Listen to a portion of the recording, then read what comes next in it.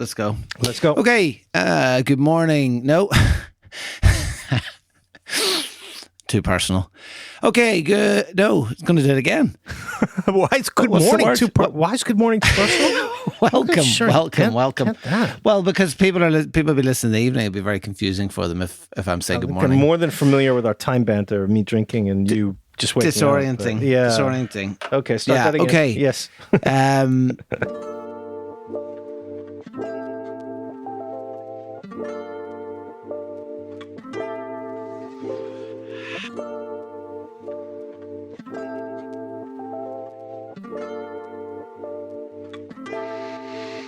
Okay, welcome everyone to the Tokyo Jazz Joints podcast, episode 86. James, how are you this week, this time? How are you today? I feel like AI has taken over my speech. I think just to pull back the curtain a little bit, we're both a little flummoxed by various time issues and different recording situations and different uploading schedules. But I'm great. It is a rainy afternoon in the rainy season here in Japan. It is tax day as well, which is always exciting. Just got my residence tax bill for the next year, so woohoo!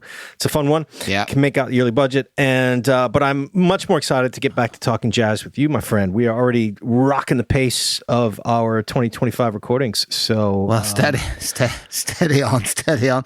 I mean, if we had a Patreon where you pay for this other content that you can't get on the ordinary podcast, there's about 6 or 7 minutes chat about taxes. So if anyone, if a niche audience is developing around DIY and taxes, etc., we can cut that stuff. It's a rough call because I honestly think, as boring as tax talk is, everybody pays taxes, but not everybody does DIY. So, we can all relate to my tax issues one way or another. But when I hear DIY, my brain immediately shuts down. Like I don't even want to pick up a hammer the rest of my life. You know what I mean? So that topic is just gone. Well, actually put up a beautiful, funny you should mention that. Actually put up a beautiful picture yesterday that Julie got me a couple of years ago for Christmas, which is a sort of a reimagined cover of the Love Supreme album by an Irish artist, and it's the first picture to go up in the freshly painted room. So, I mean, as it turns out, there are DIY anecdotes for interaction with jazz, yeah, or just like that Coltrane poster I saw on Twitter the other day that I sent to you, the advertisement for his Japan gigs in Tokyo. That's a nice one. And yeah, but I mean, you had the exact reaction I did. It was like, what? I have to get it. And I was like, no, it's not. It's not actually a real poster. It's just a reproduction of one of the original ones. So imagine though if you came across that in a shop. Just empty the. It's feasible that you would in Japan, right? I mean, well, think about it. You remember one of my favorite mementos was the Miles Davis in Osaka gigs that yielded Agartha and Pangea albums, and they had a poster of it in the stairwell in Miles in Meidai Mai, and I was just completely speechless. Like, my God, yes, what I would pay for that. That's a place I didn't get back to on this trip, which I must try to next time. And a few people have contacted me about recommendations. I always mention Miles, but well, they're still close open. to Shimokita, right? I mean, but, it feels further away. Friend of the show, Eric Land Jazz on Twitter. If you want to see a lot of pictures of jazz kissa around the Tokyo area, you want to follow Eric Land Jazz, as he is a very loyal customer. But he's been a regular at Miles for the last 20 years, I think, and so he knows the son who's sort of taken over and sort of the staff who help out, So it was really good to see his pictures that it's still thriving. If you can call Miles thriving, I mean, it's a very small rinky-dink place, but it's active and open. So yeah, I haven't been back for, I think, 3 or 4 years. Yeah.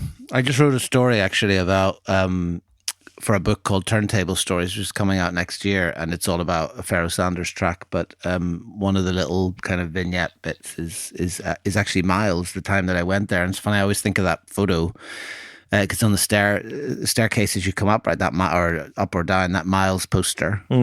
Is that's the one you're talking about? That's the one I was talking right? about. Yeah. So, and I believe that's still there. So, it's hard to believe that some customer, again, we've talked about this though, like jazz kissa customers, for the most part, a lot of them are regulars and they're pretty respectful.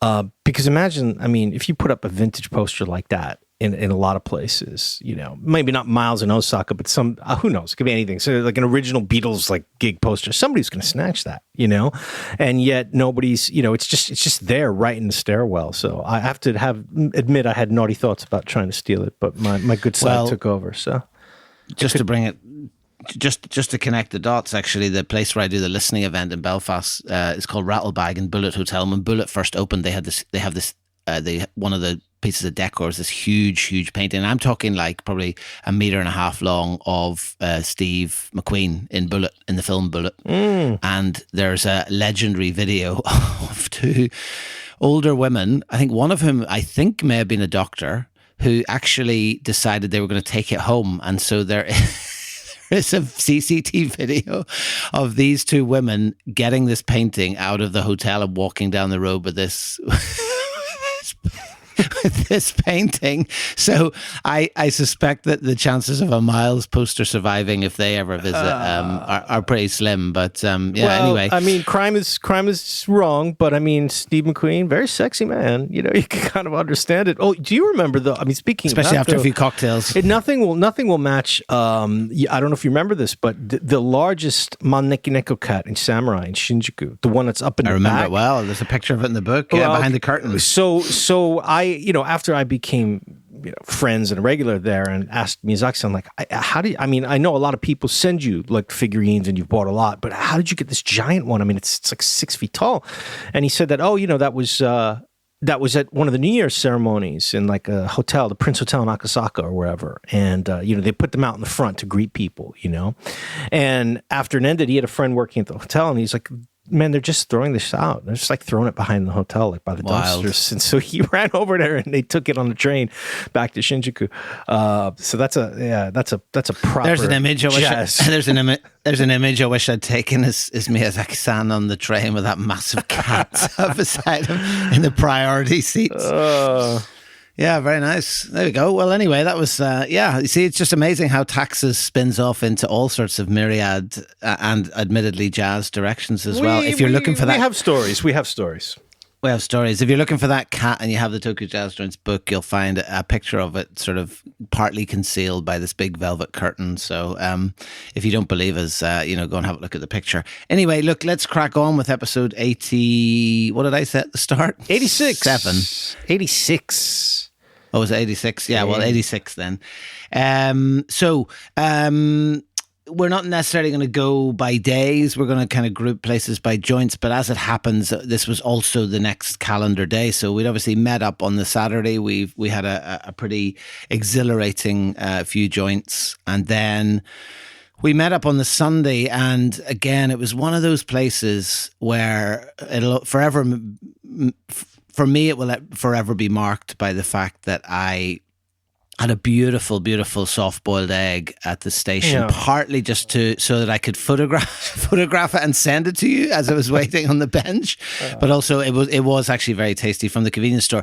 A way out, what felt like actually, it's not really far out when you look at it on the map. But there's something about it's one of these Newtown places that you mentioned yesterday, and like it feels like you're not in Tokyo or Yokohama, right? It's got a very kind of different feel. It's in Yokohama City proper by address, but it is like a kind of a new town suburb. It's about 6 or 7 stops on the Blue Line subway, I think, from Shin Yokohama, which was itself like a new town when they built the Shinkansen. So it does feel it feels more distant than just like an 18-minute train ride should feel, especially because when you come out, you're so used to the street life and the physical geography of Japanese cities being these small narrow alleys with a cajillion signs everywhere, and it's completely jumbled. And here you walk out and it's almost like a very spacious plaza, quite new. The buildings are wider. There's trees everywhere. I mean, it did have a nice was a little bit nice and green. You could see in the summer how that would be a bit pleasant, but I think we both right away were sort of like, not the kind of place we want to live in. We much prefer a noisier I mean, it's a place city. for families, right? It feels like a kind of commuter or it's handy to Yokohama, but you're kind of not in the kind of hustle and bustle, or if you have families, young kids, right, good schools. But at least unlike suburbs in the U.S., for example, it's still very walkable. Everything is containable within the station area. So you've got your apartments, you've got different streets with houses, but you do have a lot of places to eat, drink, and so it still can't has a little bit of a city vibe, and that's the first joint. Now it's interesting, Philip, because the place we're going to talk about here is called Tommy's by the park. It is right next to a gigantic park. And I, for some reason, even though I'd moved to Yokohama 13 years ago now, almost to the date, for some reason it had not been on my list. And I've gone to look back at the notes, and I couldn't figure out why, because he has been open for a while. It's not like it was a brand new joint. He's been open, I think, since 2012. So it was just about when I moved here, so it should have been on my list, but it wasn't. So I only got there for the first time about 2 years ago. And my first thought was, and I think it's probably the same that you had, was really, really great spot just to pop in for a relaxing coffee and to hear some jazz. Not somewhere you might go out of your way to visit. I think it's more of a just kind of a mellow coffee place. The music is a little soft for both of our tastes, you would say. Yeah, I mean, I think the name sort of put me off. I know you'd had it on a list of places, and there's something about, again, I mean, you shouldn't judge a book by its cover, and there is something kind of just like about the name. I don't know why it doesn't grab you, but actually, as you said, it was kind of, for all the talk of this awful sterile new town, there was this kind of more like a kind of cobbled street with some really nice shops on it that ran down, had the park down at the bottom, and it was up on the right, and there was kind of like quite an organic sort of almost like a wooden feel. The furniture was kind of wooden, and it just had a really like a glass fronted shop, so it was quite bright, quite open, had a big heavy bar down at one end, which is where we sat, and actually it was a lovely place. I mean, I don't have too many notes, the reason for which I'll explain in just a second, but the only thing that I did sort of note was that he had this beautiful collection of match books again, which seemed to be a theme for the trip. There was a load of matchbooks, but he had a Peter Cat matchbook, which I don't think I'd ever seen before, and if you know your Japanese literary fiction, you'll know that Peter Cat was actually owned by Haruki Murakami. He opened that. We've seen. I place. think yes, I think we've seen it a couple times. I have no memory of it. Definitely memory somewhere of seeing that, but yeah. Okay, well, in that case, I have no notes other than 9 years open and nice spot. Yeah, so that's the thing. I think that the sound's really nice. It's definitely a cafe place. There's no booze. He closes early, maybe a little bit on the softer side of the collection, which was interesting because he had some pretty deep jazz records up on the wall, but what he was playing the whole time we were there was very, very soft. Although he does have nice afternoon jazz sessions on the weekends, once or twice a month, including just a couple days from now when we record, actually. Ichihara Hikari, the great trumpet player and singer, she's going to be playing a small gig there. So that would be a really nice spot for like some afternoon jazz, because you could only fit in maybe about 25 people or so. So it would be, the sound would be good, it'd be intimate. But I think it's definitely the sort of place where people would come who live around the area. I don't see a lot of people going there except if it's for the afternoon jazz.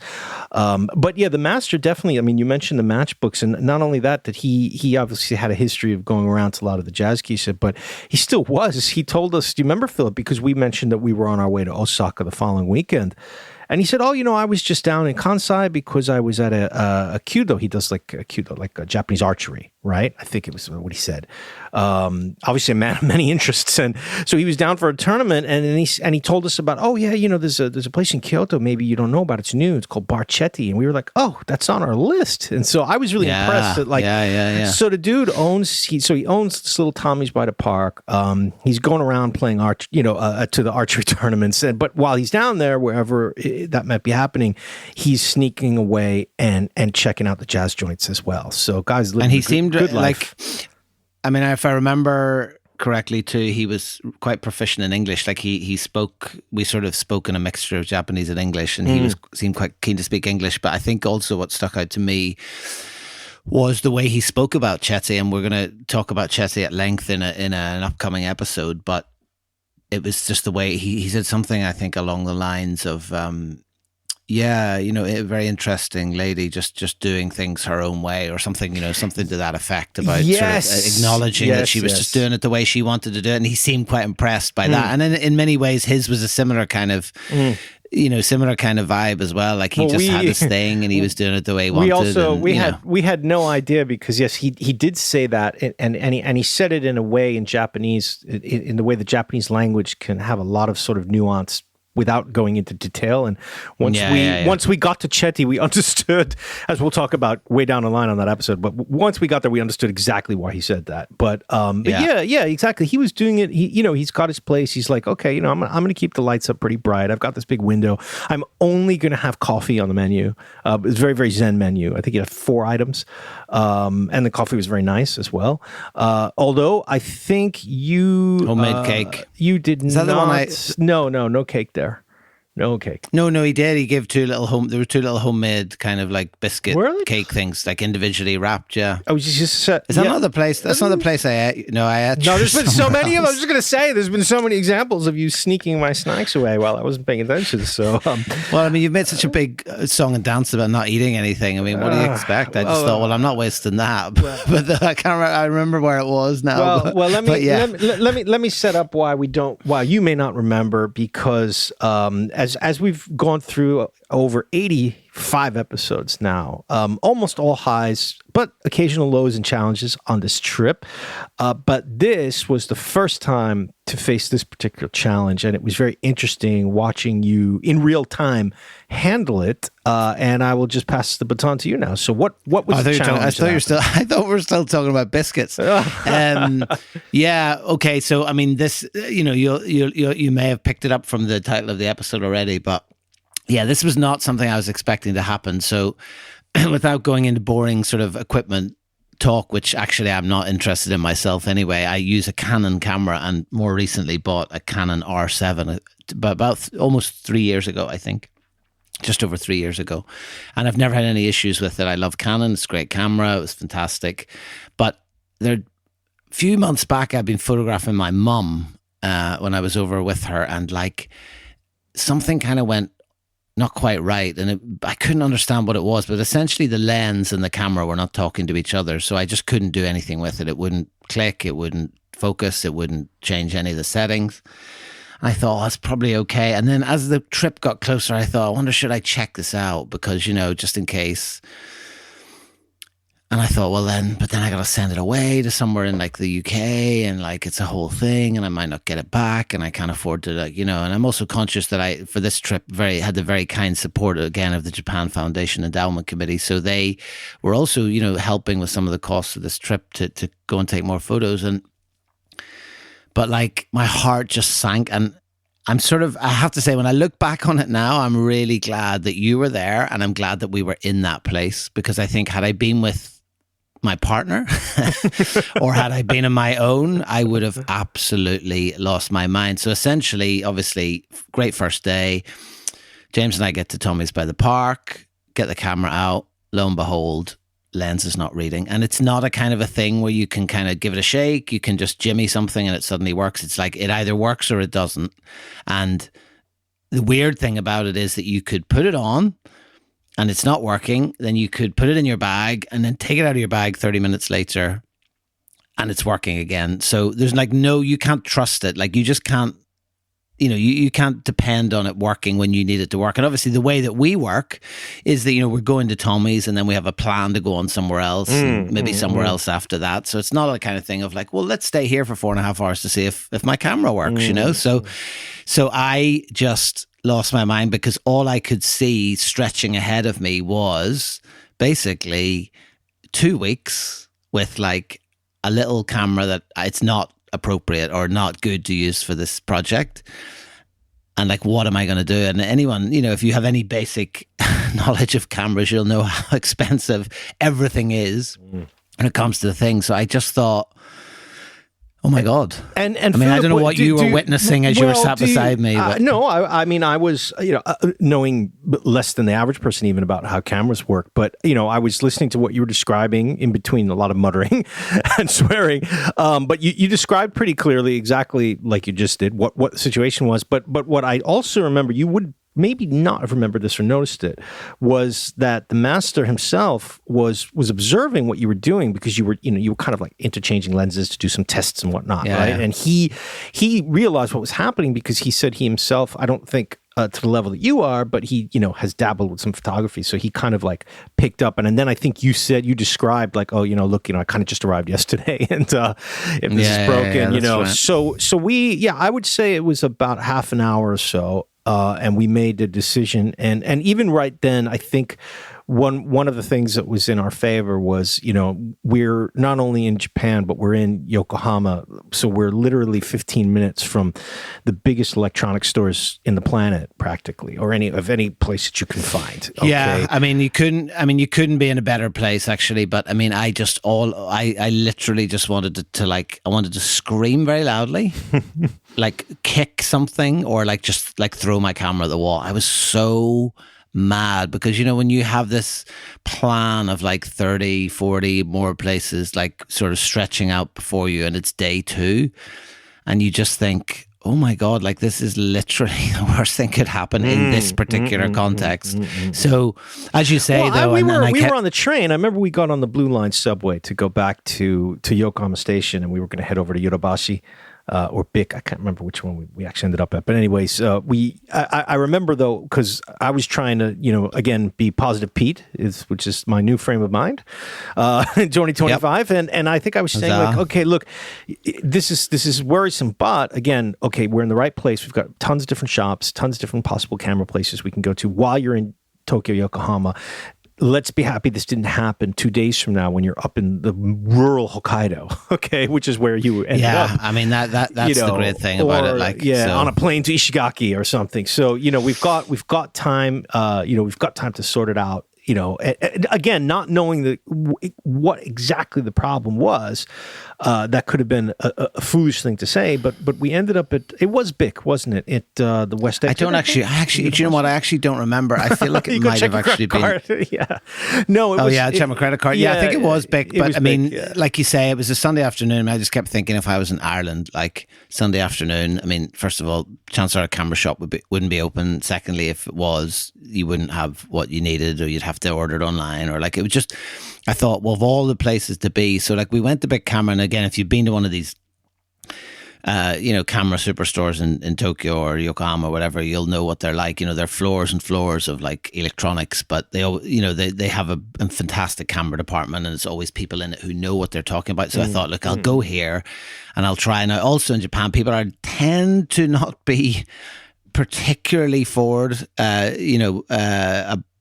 about being direct, right? They kind of like will hedge their bets. It's very hard to get a definitive answer. So I went in. Oh, the young, our young friend I apologize. I mean, it's not like he's listening, but he was extremely helpful. But our young friend who was helping us, there was quite a lot at the beginning of the sucking of the teeth of the.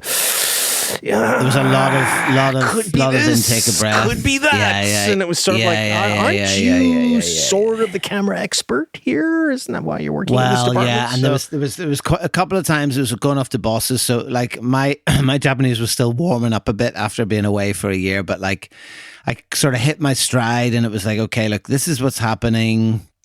Can you please? And what I was asking for was like, can you just like give me the odds of whether the lens is the problem, because I was using like older lenses, like non-digital lenses with this digital body, or is it the body? Because obviously if I know which it is, then I can, maybe scrape together the money to like fix the problem, right? So anyway, then there was a couple of like, I've just asked my boss, and he went off to ask the boss. Now, in fairness, he was really helpful. He kind of he stuck with his, because I've been in situations like that before where someone just answers, and then it's just sort of, you're sort of like, is there any more? And then they just go, and I'm like, oh, right, okay, thanks. And then you're kind of left on your own. But he kept coming back, then another guy came, and they all looked, and blah, blah, blah, blah, blah. Anyway, to cut a long story short, you were off, I think you were off getting a drink, and he kind of said to me, finally, he used the word kakuritsu, and I was like, yes. So he basically said, look, the probability is, from what I know and from what I know about this camera, my customers, that it's the lens. And I was like, brilliant. So I thought, okay, well, perfect. Good chance to upgrade the lens. The lens that I was using, or the focal length of the lens, was the same. So I thought, right, well, I'll get this 16mm. It wasn't prohibitively expensive. I think it was like €300 or maybe €350 or something like that, which for a camera lens, pretty cheap. Fits the body. Happy days. Here we go. Like, this is brilliant. And yeah, we sort of skipped out of the camera shop, right? I think after about 25 minutes, I made my excuses to go off and get a drink of water, which ended up being a cold beer while we were brought waiting. me a Coke as well. Yeah. In fairness to you, brought me a Coke, like a sort of a paramedic to keep me. Well, I mean, it was deal with the shock. It was already starting to get a little bit humid that day, actually. Yeah, it was. And it was kind of like, we're in this like department store and it's a bit hot, and we just didn't really know. Like you said, like the guy had gone off to check with his boss, who probably was much more experienced, obviously with all camera aspects, and so we're just waiting for like you said, waiting for that final sort of like, yeah, we think it's this, so you should do this, and it was like, okay, at least then we have a course of action we can take and then get back. And all in all, I mean, I think it wasn't even a 2-hour experience basically to get all that done. It wasn't even close to that. I mean, it was maybe an hour and 15 at the most. And the best thing was, I thought, this is fantastic. Like, skipped out of there. It was like, brilliant, problem solved in a way, oh, it's great that this happened here, and I'm glad it happened today. And I remember as we're walking to the next place, which we're going to talk about, which was Bar Antibody in another part of Yokohama, more central Yokohama, I remember saying as we're walking down to you, oh, this is brilliant. Like, it's just sorted. Now I've got peace of mind, blah, blah, blah. Then we got into Antibody, and we'll chat about Antibody in a moment. But of course, out comes the camera to take some photos when there's no customers, and the lens does not read. And I was like, are you? And of course, then I realized then it wasn't the lens, it was actually the body. So the whole thing, I had a new lens that still didn't work and a camera that still didn't work. And I don't know how I didn't lose my absolute mind in there. Maybe it was just the darkness. I would say that, yes, you were able to use your gammon-ryoku, as they say here, to refrain from that. And I believe a couple strong drinks were also ordered by this point. So at Antibody, so at least you were able to dive into, like, I think it was a whiskey soda or something. But no, it was definitely one of those moments where, it's good that we were in a kind of a dark, serious type of jazz environment. So there was still quite a lot of fiddling going on with your bag and the lenses. There was a lot of fiddling, and actually what happened was, in the end, the camera did temporarily work in Antibody. As I said earlier, it sort of comes and goes. But yeah, I knew when we left Antibody that I was going to have to solve this problem, So I took some photos. Then suddenly the camera magically worked again, and then it stopped working again. So like the problem was still not solved, and at least, albeit after a stressful and expensive afternoon, I knew where the issue lay. So. Not a fun Sunday, and it's strange because I do remember both places, but I also remember them in this fog of like like trying to not like just basically have a tantrum like a child and going absolutely mental at like what was happening. Anyway, let's talk about Antibody. What about those speakers? Antibody was, I was so happy to finally get there. Okay, it's a fairly new joint, and I think for a lot of people listening who follow a lot of the various jazz social media that we do, it would have popped up on their radar for a bunch of reasons. One being the fact that he doesn't really promote it as a jazz bar. He's definitely, and we'll get into the reasons why, but he definitely, in English, of his English sort of like PR, he leans on the listening bar phrase. Interesting, right? That's one thing that stuck out to me. The second thing was, yet again, like all the connections that over the years we've seen, and then we've actually sort of almost become a part of. Great friend of the show and owner of basically one of our top 10 joints of all in Japan, Yoshihisa-san at Downbeat. So the owner of Antibody, Shima-san, we start chatting with him. He speaks to us in pretty good English as well.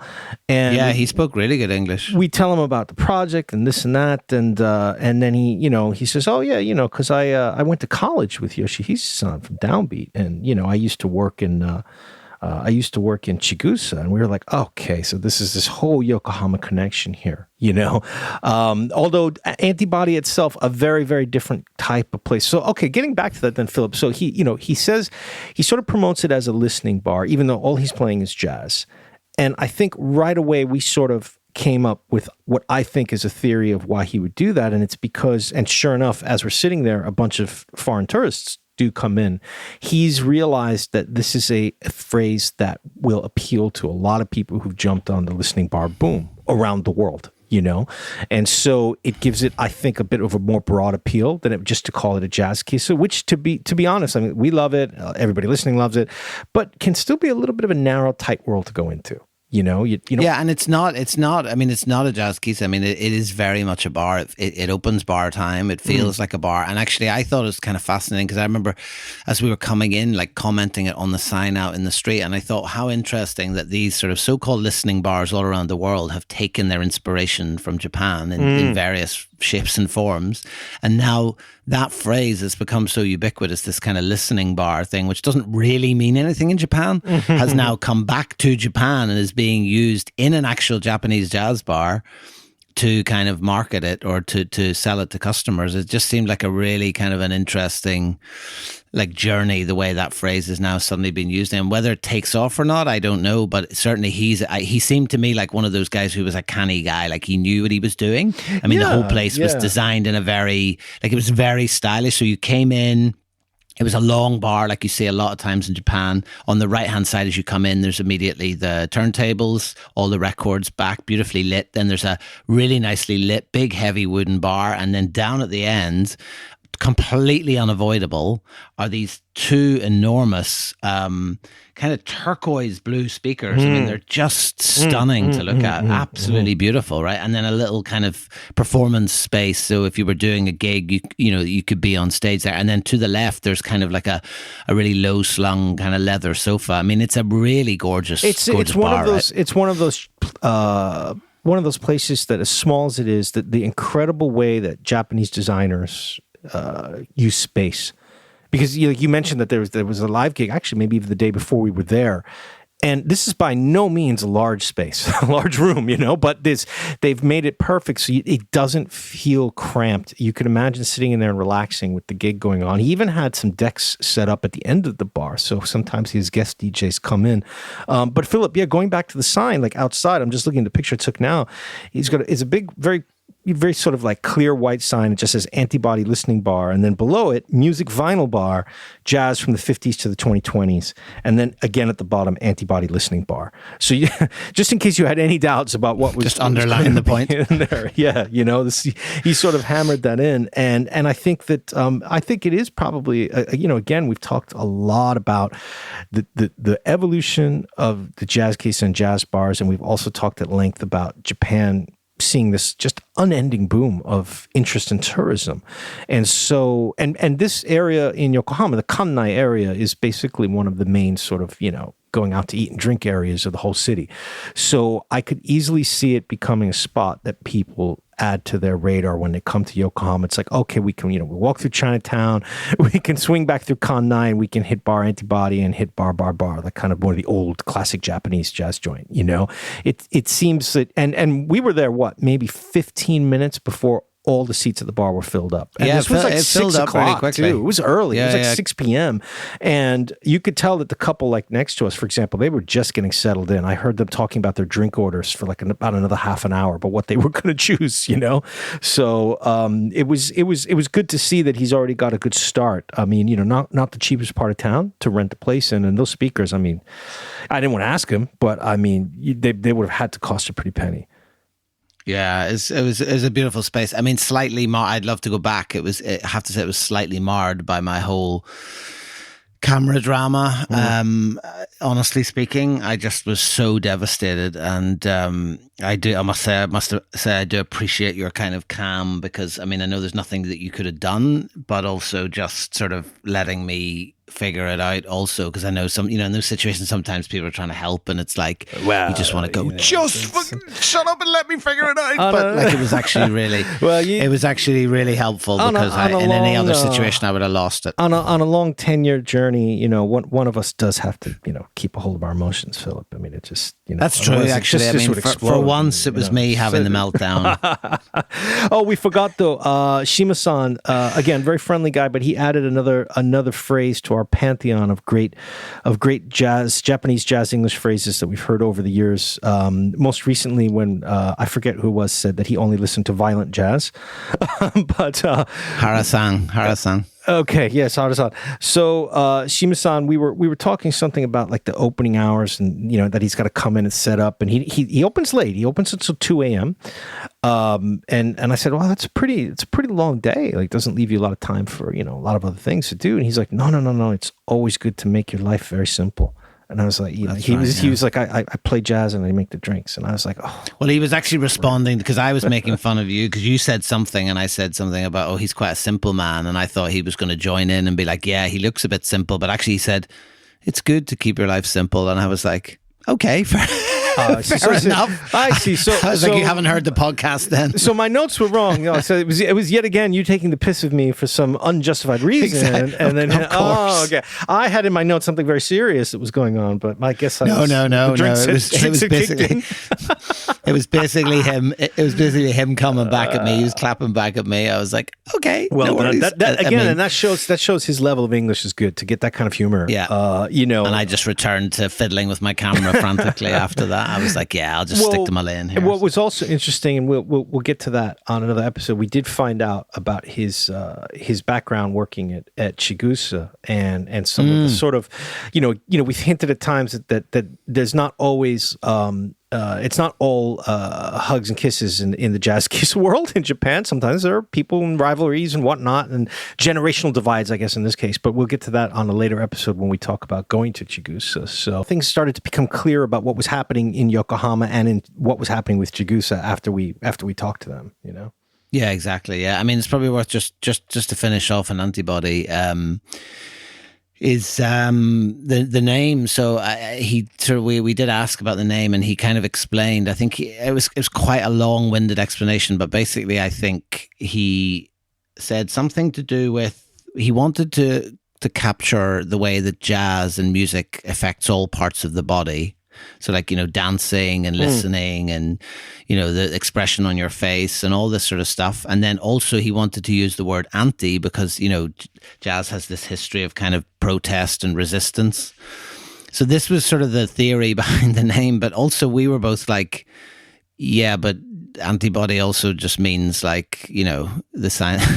It's also just the scientific term, which I'm sure he also knows, but it just seems like an odd. It seems like an odd one if you have to explain it that much.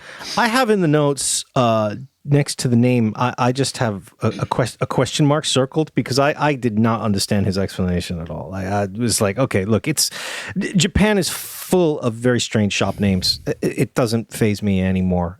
Sometimes it seemed odd though. But it seemed odd though because like he spoke such good English, so it's like, well, I mean, I understand all that explanation, but I mean, the word antibody just means something else. So, and it also doesn't. I mean, like why not bar lab beaker? I mean, what would be just doesn't. What's the relation to jazz? I just didn't see. Yeah. But in any case, no. I mean, look, it's a great joint, and I have not been back, but I will stop by again. Especially because I think it'd be nice to go there when somebody's hitting the decks, having a jazz DJ night in there. That would be a great spot, Again, only about 15 people or so. It would be really mellow. So we left, we walked down to Antibody. It's about 7-ish. And we want to go to an old favorite of ours celebrating their 50th anniversary, and it's the classic Minton House. We've talked about Minton House, I mean, quite a few times, I think, over all the shows. Yeah. Especially the confusion about that he told me right when COVID hit in Japan and they closed the borders in 2020 that he was being kicked out. And 5 years later, he's still there. Which still going strong. Still going strong. Basically, in fact, they just celebrated their 50th anniversary this year. Right? That's what we've found out when we went there, is that the celebration has been ongoing with a lot of different events. But what it boiled down to was basically the owners of the building are still trying to get him out. They can't because of the contract that he signed, but he can't pass the bar to anyone else. So if he sells it, or if he retires, or God forbid if he passed away, the bar would close. So basically, that he said, like, as long as I'm living, the bar's open. And I was like, okay, I can live with that. That's fine. I mean, as we talked about at length about my whole EgoCon adventure, very, very difficult to pass on a shop to a successor, but also very, very difficult to be evicted if you've signed the contract. Tenants here have a lot more rights than they do back in the U.S., for example, where also in the U.S. your lawyer would get involved. You just take a financial settlement and it's done. But that's not how it works here. It drags on and on and on. I mean, this is 5 years, 5 years, and it's still not resolved. But like you said, he's happy to keep it open. And so Philip, you had said you wanted to go back because you had not been since, I think Minton House was one of the early joints that you and I went to. Yeah, maybe on our first I hadn't been Yokohama since I trip. photographed it. So I think so. 8-9 years ago. Yeah. So I mean, and I always think about it when I think about that picture of him standing in the doorway. Yes. In silhouette, and we went back, and they had one of these, what I can only describe as very dry and boring looking kind of events with sort of like a screen and somebody with a PowerPoint, and he was kind of talking, but it seemed like no one was listening, and they looked a bit taken aback when we came in. And then the young woman who is helping or is working there with him sort of came over, and it was all kind of quite confusing. I don't remember, because first of all, she came over and said, "Oh, I came to your book signing in Teesside," which was lovely to hear. So she was kind of like, "Oh, I came to your, that's right, I know who you are." Right. Yes. And then he came over, and this is where I worry about your hearing, because he came over and said something about signing something, and I think I picked it up, but you heard I said to you, "Oh, he wants us to sign," and I think you thought he wanted us to sign the book, and you were like, no, that's not what. But actually what he was asking us to sign, it later transpired, was to follow on from what you were saying about the building. It turns out that they've now got permission to knock the building down. But actually what they've now doing at Minton House is gathering names on a petition to block that permission. So like the legal battle is continuing to a whole new development phase. And basically before long, he whipped out this clipboard, and the two of us, now I'm not sure how much weight Philip Arneil, Belfast, Northern Ireland's going to have on that petition, but obviously you added your name and your Japanese address to it. So he's not moving without a very long and very drawn out fight by all accounts, right? Yeah, you know what? I completely forgot about that now. Now that we talked about it on the way out. Yeah, I think I was so distracted when we went in because the entryway at Minton House, before you get to the backspace, is really narrow, with the wall where coats are hanging and the counter and seats, and because there were a lot of people there, and there were a couple people looking at us, that feeling when you walk in, it's very smoky too, right? Yeah, there's like nowhere to sit, and then there's this one guy trying to give me a flyer, he's like talking about jazz in Europe or whatever. That's right. And so I was completely kind of like, oh, what do we do? And I didn't know whether you wanted to sit down or not, and it was like, okay, should we join in for this for like 2,000 yen, even though we don't know what the definitely talk is. Not. And so then that's why I don't think I caught all of that at all until, you basically just said, oh, we have to sign this. And I was like, yeah, okay, whatever. And we definitely talked about it afterwards, But no, so completely forgot that. And so, look, if you follow, and it's really interesting because Oiban-san, the owner, the master, he is 78 this year, 77 or 78, I think. He's pretty active on Instagram. So very active. If you look up Minton House 1975, you'll find him. So there's a lot of good pictures and stuff. And I think, it's funny because after we did that, I had just maybe liked one of his pictures, and he wrote a nice note in Japanese saying, "Thank you for coming by. Please come again to talk to me." And I was like, "Oh, I got to do that," So he's pretty active online, and his hearing is actually going though, not mine. When you talk with him, you really gotta, because he cranks the music there too. So you've got to like lean in and kind of shout into his ear a bit. But Minton House is just is one of my. I mean, it's a Yokohama landmark, and I mean, basically, it was it was Chigusa, it was Downbeat, and then it was Minton House were sort of the three sort of that that had survived dating back from the 50s. The Trinity. Well, you know, yeah, Minton House a little bit younger, obviously 10 years younger than Downbeat, but you know, they outlast so many of the other places and to still look exactly the same. It's a place I always try to take people when they come visit me in Yokohama, and so I definitely need to get back there and see what the result is of the survey. Yeah, it'd be nice to go back, but it'll be interesting to see, like you say. I mean, I wonder if some of those younger staff are also involved in the Instagram, because they do promote a lot of stuff and the events and things like that. And I think towards the end, the guy with the microphone sort of came up and he was like, "Are you here? Do you have a ticket, or do you want to stay?" And it was like, "No, definitely not." Like, it was not the right vibe, but it was really nice just to pop in, to be able to add your name to that signature and to see that, like, you know, again, he's just not going to be shoved around, and like, you can understand that if you've been there since 1975. Oh, and then, yeah, you know, I mean, yeah, I know yeah, for development sure. happens and these things happen, but like, it's good in a way to see that it's not always as simple as just the developer wins, you know. And I hope like that he can continue to run the place until he's done, rather than the other way around, you know, where they just kick him out, you know. I feel bad now for disparaging whatever that event was. I'm trying to look it up to see what it was. I mean, look, I don't think it was probably that bad. I think it was just it's not disparaging. I think it's just if you've been, again, if you've lived, or particularly if you've worked in Japan, you will know that there's a lot of things that happen in businesses, in schools, places where there's this kind of thing where people are talking with a microphone, but like in a country that's sort of famed for politeness and manners, it always staggers me that quite often portions of the audience will be asleep. Portions of the audience will just not be listening, will be doing something else, will be talking. And like, it just seems to be a thing in Japan. Like, it's very common, right? You know, someone's just talking. And I remember thinking when I was like younger, and I'd be there, I'd be like, why is no one listening to this? Like, someone's talking in a microphone, you know? It was that sort of thing, right? I have, breaking news. I found the post that he did on Instagram, and just to save time, let me hit the translation button so I don't have to go from the Japanese. It was something pretty interesting, Philip. It was 5:00 was a movie showing, a 1970s mystery, a Japanese movie mystery set in Yokohama.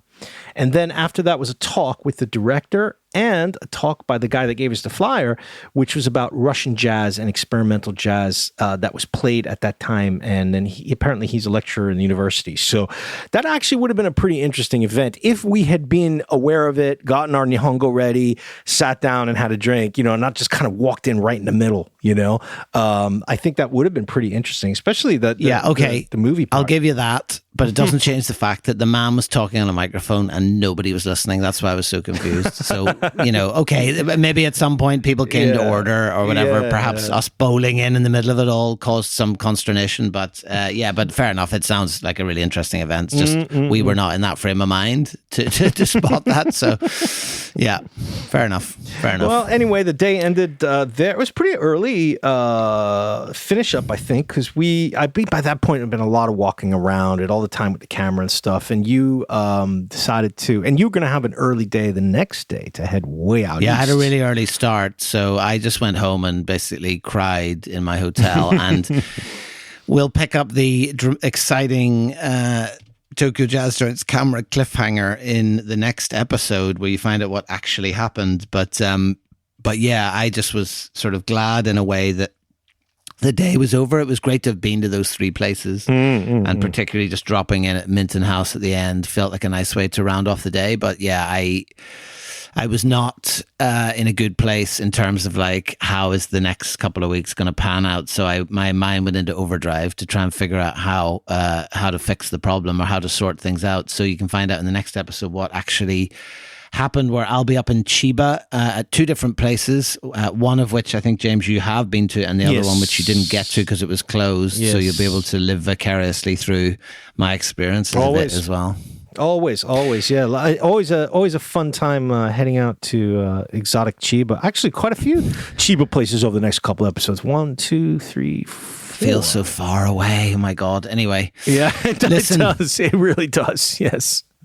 That's been episode 86, and we hope you enjoyed it as much as we enjoyed making it. James, we'll talk again very soon. Good hey, to be back on the mic. It's so great. Nothing I like more than talking jazz with you, buddy. And now that we've covered DIY, taxes, and camera repair, let's think of what our banter intro could be next week. Birdhouses, gardening. Hey, yeah, a little nature, a little spring. Your ever curious numeration systems. As I look at again behind the curtain, our prep doc going from episode 87 to 89 with a mysterious missing 88. So we'll have to clear up these Suji issues, especially because of reasons that we'll get to later. But yes, yeah, very, very interesting in our prep document here. Some curious missing episodes. So, oh, you are kidding me. All right, you'll figure it out. Good to talk to you, buddy. I'll get talk back to you next time. All right. Ciao. See you later. Damn Bye-bye. iPad. Bye.